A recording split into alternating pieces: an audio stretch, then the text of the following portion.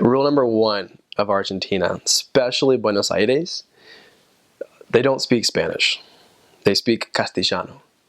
And if you tell someone from Argentina that they speak Spanish, they will correct you quite quickly.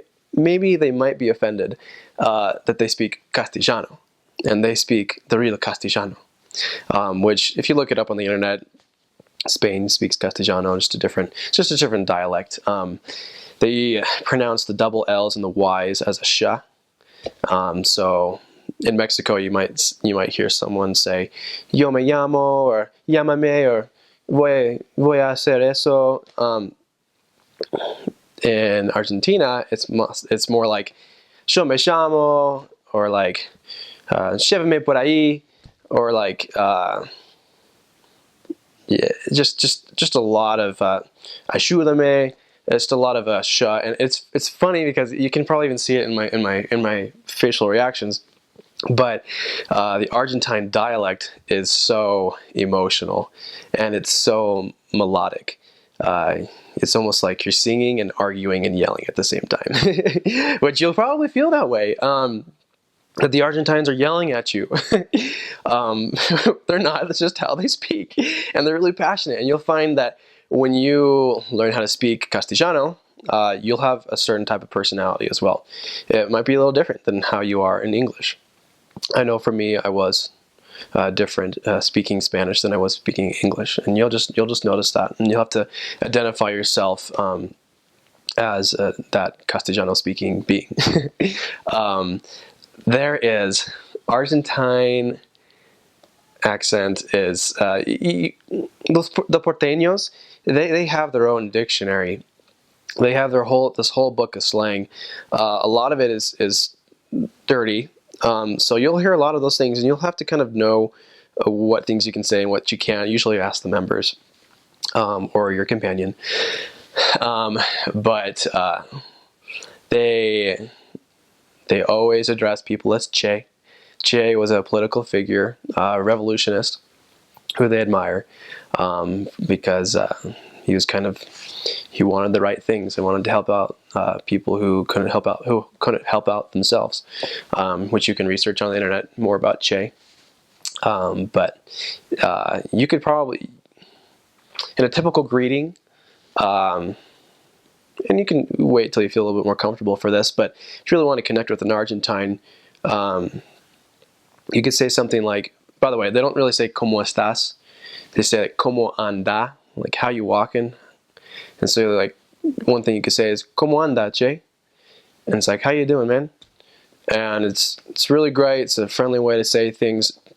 As missionaries, you can't speak actually the language or the version of language that they actually speak, which is in Bos. And Bos is just a beautiful, beautiful language. But it's very informal. We speak in usted as missionaries, but you'll be able to hear it. And one of my dreams to learn it. And after the mission, you can kind of speak with people in Bos. I actually don't know really how to speak in it because I never learned. But they say, "Vos hiciste eso." A lot of different conjugations, but it's just really funny. It's really fun just to have them talk to you in that way. And when they talk to you in that way, it's a compliment as well as if they talk to you in usted, it's a compliment. Speaking to you with authority. But those are things you'll probably forget after watching this video and remember when you're in the mission field. But they do try to respect you a lot. And if they ask you why you don't speak in Bos, you can just explain to them nicely. "Oh, well, we want to just address you as someone who we respect. And we don't say a lot of informal things." There's a lot of slang you will hear. A lot of slang, and you just kind of have to learn it and see if it's good for different situations. One word that they say all the time is "boludo," which actually means something a little vulgar, but in their context, it's actually just like "dude," like "how you doing?" As missionaries, you don't say that, but you'll hear it all the time. You'll notice as well that Argentines speak very fast, especially Porteños, very fast, and so you just kind of hear the mix of things. But you'll notice little like bo. If they say bo, like it means boludo. Like che, it means che. Like just little abbreviations of things, and that just means like they're trying to come off of you as a friendly person who's trying to connect with you.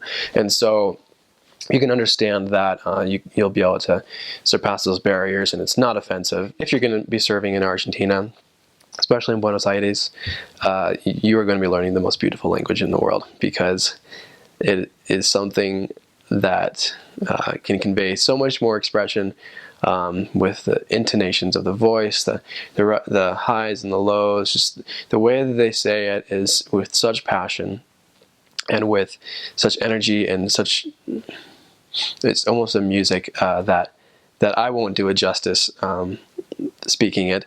But back in the day when I was serving a mission, I feel like something I could capture, and it's something really great. Alluding back to before my mission, I didn't like Spanish. I hated it. I did not want to learn it. I did learn it. I accepted it under the pretense of that it was Castellano and not Spanish. And it's so funny because there's such different things. Spanish is like English, but there's so many accents in English. You have people from England speaking different. And it's almost like that. Castellano is like American, is like American English, as Spanish is like, or is like speaking English from England. And so they're just different accents, a lot of different words, a lot of different slang, different cultures. But here in America, we like to cut things short and have our own ways of saying things. Hashtag this, just like Argentine, just like Castellano.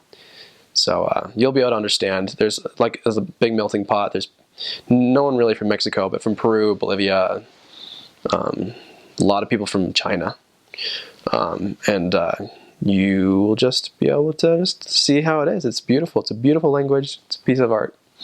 You'll like it.